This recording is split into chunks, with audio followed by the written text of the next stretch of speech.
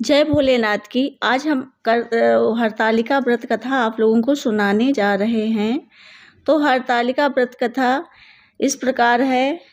कन्याएं इस व्रत को पति प्राप्ति के हेतु किया करती हैं।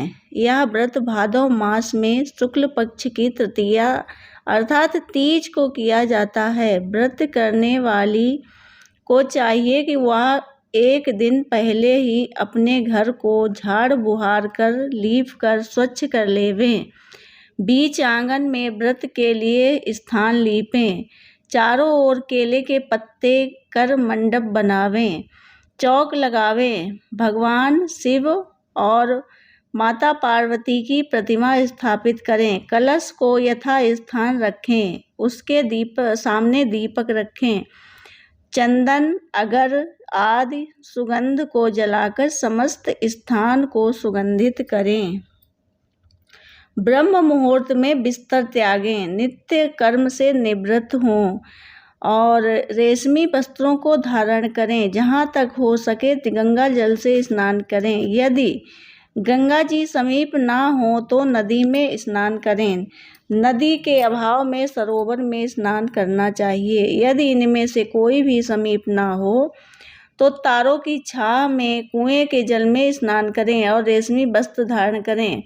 शुद्ध मन और शुद्ध हृदय से मन ही मन हरतालिका व्रत का संकल्प करें। शुद्ध होकर पूजा मंडप में आवें। पहले शिव पार्वती की प्रतिमा को पंचामृत में स्नान करावें। उसके बाद उन्हें गंगा जल से स्नान करावें। स्नान कराकर शुद्ध जल से उनके शरीर को सुखावें।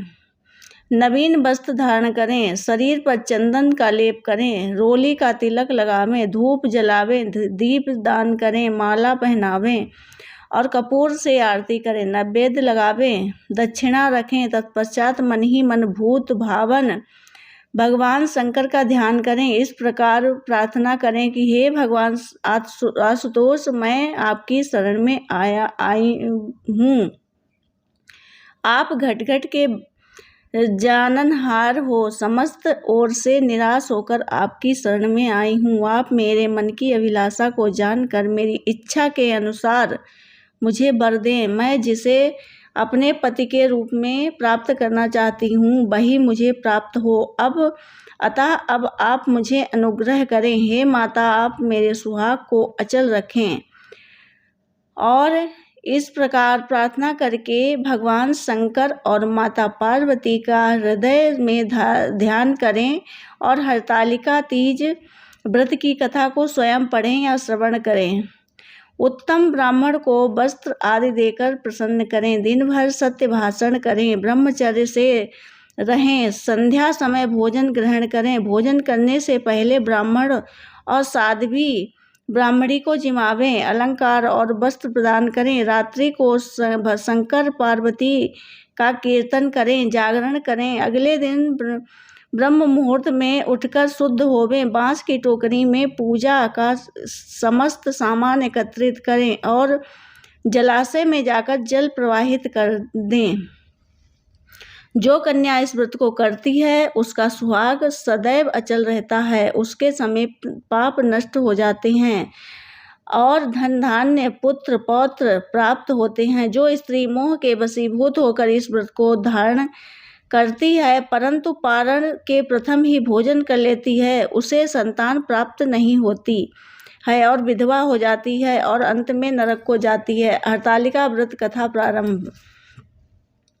परम भागवत श्री वेद व्यास जी के परम शिष्य सूत जी ने शौनक आदि 88,000 ऋषिवरों के प्रश्न करने पर हरतालिका व्रत कथा को सुनाना प्रारंभ किया। सूत जी बोले, हे ऋषिवरों, अब आप परम पुनीत हरतालिका व्रत की कथा श्रवण कीजिए।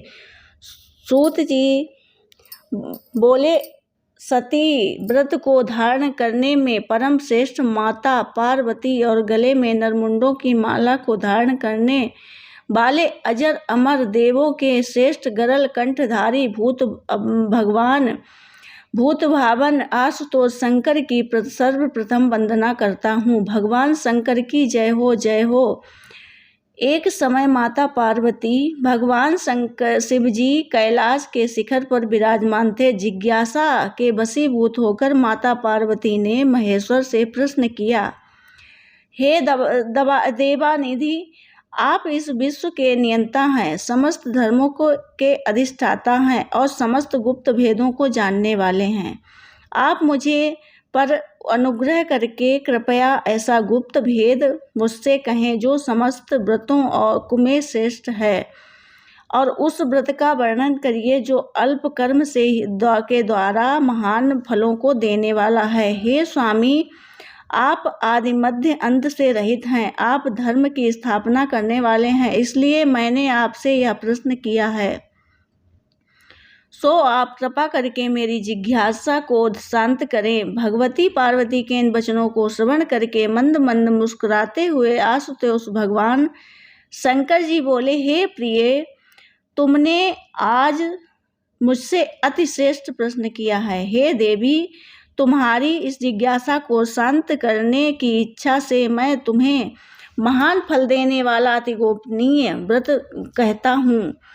इस व्रत वैसे तो पूर्णतः गुप्त रखने योग्य है, किंतु तुम्हारे इस प्रकार किए गए प्रश्न के अनुसार मैं वर्णन पढ़ रहा हूँ। यह गोपनीय व्रत उसी प्रकार व्रतों में श्रेष्ठ है जिस प्रकार तारागणों में चंद्रमा, ग्रहों में सूर्य, चारों वर्णों में ब्राह्मण और समस्त देवताओं में विष्णु श्रेष्ठ हैं। इस प्रकार यह फल महान फलदायक है। इस व्रत का वर्णन वेद और स्मृतियों में है। यह अति पुरातन और श्रेष्ठ है। इसी व्रत के प्रताप से तुम मेरी अर्धांगिनी हो। हे बरोहे, यह व्रत भाद्र मास के शुक्ल पक्ष की तृतीया अर्थात तीज को होता है। इस व्रत को करने से जीव के समस्त पापों का नाश होता है। हे प्रिय, यह व्रत है जो तुमने मेरा वर्ण करने की इच्छा से हिमालय पर्वत पर किया है। आज तुम्हारे प्रश्न करने पर मैंने तुम्हें इसे सुना रहा हूँ। इतनी कथा को श्रवण करने के पश्चात सुनयनी माता पार्वती ने आशुतोष भगवान शंकर जी से कहा, हे महेश्वर, आप कृपा करके इस व्रत का समस्त वृत्तांत मुझे सुनावें, साथ ही यह भी बतावें कि इस व्रत को मैंने क्यों कर किया था। अपने उस पूर्व व्रत के वृत्तांत को श्रवण करने की मेरी बलवती इच्छा है। भगवान शंकर जी बोले, हे सुनैने, आर्यावर्त में समस्त पर्वतों को स्वामी हिमांचल नामक एक श्रेष्ठ पर्वत था। उस पर्वत राज की शोभा अवर्णनीय थी। उसके चारों ओर अनेक प्रकार के भूमि तथा नाना प्रकार की वृक्ष सुशोभित थे। अनेक प्रकार के सरोवर, अनेकों पर्वत कंदराएं उत्पन्नाएं थीं और उस पर्वत पर विभिन्न प्रकार के पशु निवास करते थे। वहाँ अनेकों गंधर्व, सिद्ध, चारण तथा यक्ष वास करते थे। ये सब नाना प्रकार के किलोले करते थे, विभिन्न प्रकार के विलास रचाते थे। उस पर्वतराज का मस्तक श्रेष्ठ मणियों में स्वर्ण, रत्न आदि से विभूषित है। उसकी मित्रता आकाश से है और यही कारण है कि आकाश को अपने हाथों अर्थात शिखरों पर साधे रहता है। हिम से पूर्ति करने वाली परम गंगा जी की धारा अपनी कलकल ध्वनि करती हुई उसकी उत्पत्तिया में बहती रहती है। हे बरोहे, उसी श्रेष्ठ पर्वत पर तुमने 12 वर्ष तक नीचे की ओर मुख करके तपस्या की थी। उस समय तुमने समस्त भोजन त्याग दिए थे, केवल धूम्रपान किया था। फिर उसी पर्वत पर तुमने 64 वर्ष तक केवल सूखे पत्तों को खाकर तपस्या की थी। तुमने इस कठिन तप को किया था। माघ के शीत मास में तुमने ठंडे जल पर बैठकर तप किया था। बैसाख की तपती हुई गर्मी में तुमने आग के सामने बैठकर तप करती रही। श्रावण के परम पुनीत मास में तुम आहार त्याग कर बाहर जल पर बैठी रहती थी। हे देवी, तुम्हारी इस कठिन तपस्या को देखकर तुम्हारे पिता पर्वतराज हिमालय को चिंता हुई। वे मन ही मन दुखी हो गए। मन ही मन उन्होंने तुम्हारे विवाह की चिंता की। उसी समय देवायत नारद जी वहाँ निकले। नारद जी ने भी तुम्हारी तपस्या को देखा। कन्या के दुख से दुखी हो हिमालय ने नारद को से यथेष्ट और तब बोले, हे देवार्षि, आप इस समय किधर जा रहे हैं? मैं अति भाग्यशाली हूँ जो आपने अपने पवित्र चरण कमलों से मेरे ग्रह को पवित्र कर दिया है। हिमालय के उन दीन वचनों को श्रवण कर नारद जी बोले, हे पर्वतराज, इस समय मैं विष्णु के लोक से आ रहा हूँ। भगवान विष्णु को तुम्हारी पुत्री के इस महान तप का पता लग गया है और उसी लोक से मैं आ रहा हूँ। इसी कारण उन्होंने मुझे तुम्हारे पास संदेशा लेकर भेजा है कि तुम अपनी इस श्रेष्ठ वर को ही देना, कन्या को। वैसे तो तुम स्वयं ही जानते हो कि अखिल विश्व में भगवान विष्णु के समान कोई नहीं है। ब्रह्मा और शिव उनके समान नहीं है। इसलिए मेरी सम्मति तो यही है कि पार्वती का विवाह विष्णु के साथ ही करें, उत्तम रहेगा। भगवान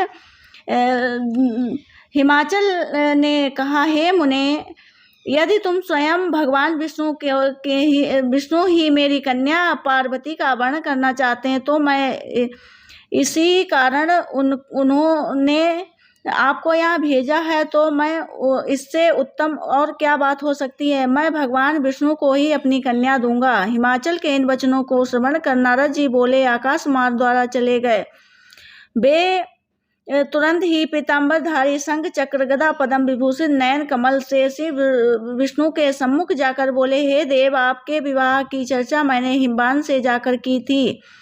उन्होंने पार्वती के विवाह का आपके साथ करने के लिए तय कर लिया है। नारद जी की आवाज सुनकर भगवान विष्णु मुस्कुरा दिए और चुप रहे। उधर हिमाचल ने अपनी पुत्री के पास जाकर कहा, हे पुत्री, तेरा विवाह समस्त देवताओं में श्रेष्ठ विष्णु से निश्चित किया है। अब तुझे प्रसन्न हो जाना चाहिए। पिता के इन वचनों को सुनकर पार्वती मूर्छित होकर पृथ्वी पर गिर पड़ी। जब उसे चेत आया तो उसने अपनी प्रिय सखी के घर चली गई।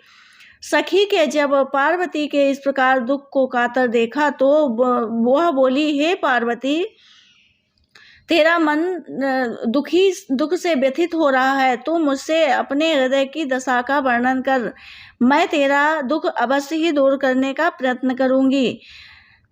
सखी के इन वचनों को श्रवण कर पार्वती ने कहा, हे सखी, मेरे पिता ने नारद जी से कहा है, मेरा विवाह भगवान विष्णु को करने के लिए तैयार हैं। किंतु वास्तविक बात यह है कि मैं भगवान शंकर को ही अपना पति मान चुकी हूँ। यदि पिताजी विष्णु से मेरा विवाह रचाना चाहेंगे तो मैं धर्म की रक्षा करने की इच्छा से मैं अपने शरीर का त्याग कर दूंगी। पार्वती के इन वचनों को सुनकर सखी बोली ने विचार किया और वह बोली, पार्वती, तू अपने हृदय से दुख मत कर। तुझे ऐसी युक्ति बताती हूँ जिसके द्वारा तेरा विवाह निश्चय ही शंकर से होगा। तू मेरे साथ अपना घर त्याग कर वन को चल। मैं तुझे ऐसे गहन वन में ले चलूंगी जहाँ तेरे पिता तुझे नहीं पा सकेंगे।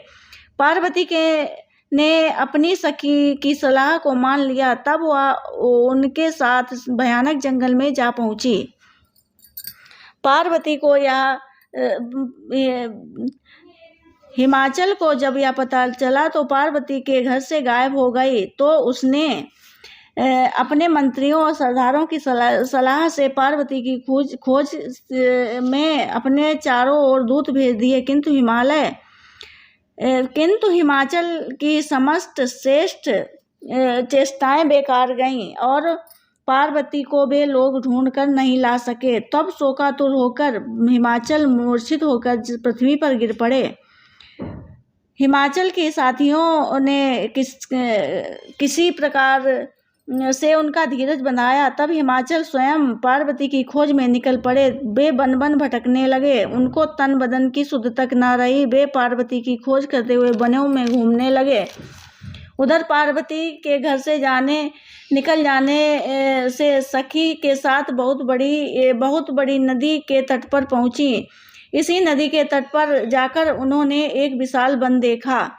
उस वन में अति घना भयानक था। नाना प्रकार के हिंसक पशु उस वन में वास करते थे। इसी वन में एक गुफा थी। पार्वती ने अपनी सखी के साथ उस गुफा में रहना प्रारंभ किया।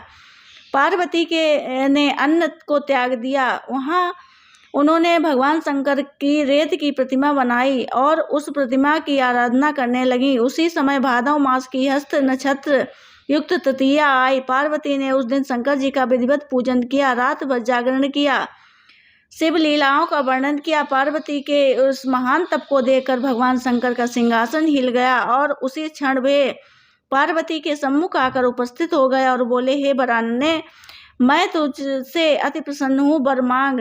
भगवान सदाशिव को अपने सम्मुख उपस्थित देखकर पार्वती ने हृदय कमल खिल गया।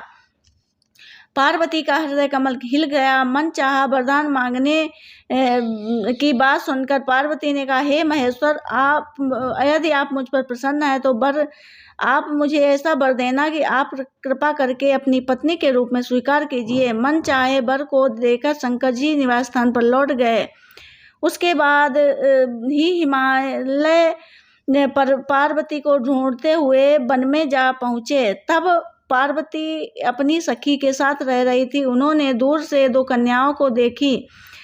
अब पास आने पर उन्होंने अपनी प्रिय पुत्री को पहचान लिया। पार्वती को देखकर वे उसके पास जाकर उसे हृदय से लगाकर विलाप करने लगे। उन्होंने कहा, हे पुत्री, तुम मेरे इस महाभयानक इस वन में हिंसक पशुओं के साथ क्यों निवास कर रही हो? अब घर चलो। पिता के वचनों को सुनकर पार्वती ने कहा, हे पिता, आज जब आप मुझसे घर चले जाने का कारण ही पूछ रहे हैं तो मैं स्पष्ट बता देती हूँ। मैंने तन मन धन से अपने भगवान शंकर को अपना पति मान रखा है, किंतु जब आप मेरा विवाह विष्णु से कराना तय कर दिया है तो मैं अपने धर्म की रक्षा हेतु इस वन में चली आई हूँ। पार्वती की बात सुनकर हिमाचल बोले, हे पुत्री, यदि तुम्हें भगवान सदाशिव को अपना पति स्वीकार कर लिया है तो इसमें मुझे तनिक भी आपत्ति नहीं है। तुम घर लौट चलो। मैं तुम्हारी इच्छा के विरुद्ध कोई भी कार्य नहीं करूँगा।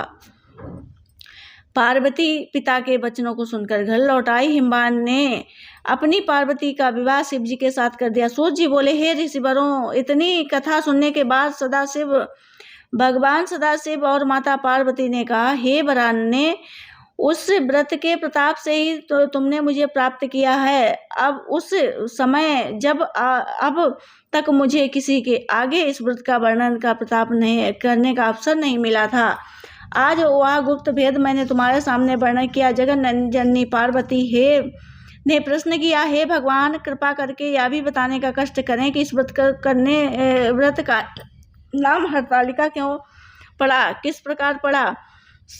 शिव जी बोले, क्योंकि तुम्हारी सखी ने आप हरण कर ले गई थी तुम्हारा, तो इसीलिए इसी कारण हरत आलिका मिलकर इस व्रत का नाम हरतालिका पड़ गया। पार्वती जी के वचन ने प्रश्न किया, हे परमेश्वर, आप कृपा करके बताइए कि व्रत को करने की विधि बताएं। यह सब भी बताएं कि महान फल को प्राप्त करने से किस प्रकार से के फलों की प्राप्ति होती है। भगवान से बोले, हे वरान्य, यह व्रत कन्याओं के लिए श्रेष्ठ है और जो कन्याएं उत्तम व्रत की प्राप्ति चाहती हैं उनको अवश्य करना चाहिए। हे जो स्त्रियां अचल सुहाग चाहती हैं वे इस व्रत को विधिपूर्वक करें।